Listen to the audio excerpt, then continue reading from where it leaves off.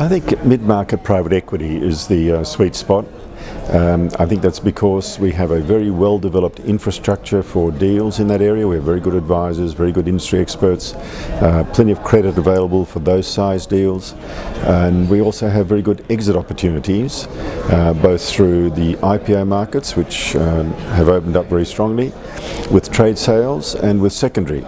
So we've seen a trend in the last sort of 5 years or so where the larger Pan-Asian funds are looking to buy the mid-sized companies which are developed by the mid-market players in Australia. So we now have all three exit strategies, which makes it a very attractive place to be.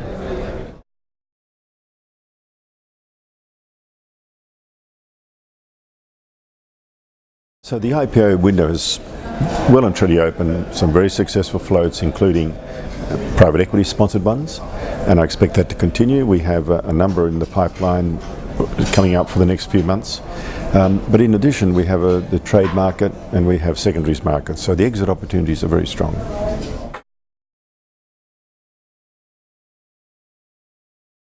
I think it's very sustainable. I think we have a very good balance of supply and demand, meaning we have a small, consistent number of GPs in the private equity space, and we have a consistent amount of available funds.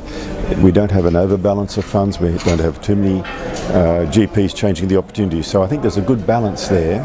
So frankly, for the companies that have been doing it now for 10 to 15 years, which is the major group there, I don't see that changing. I think we have a very sustainable ecosystem of debt, credit, LP support and GP expertise.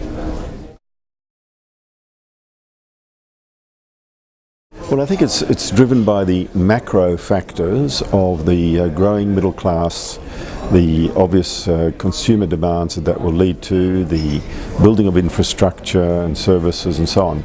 So the macro settings are undeniably strong.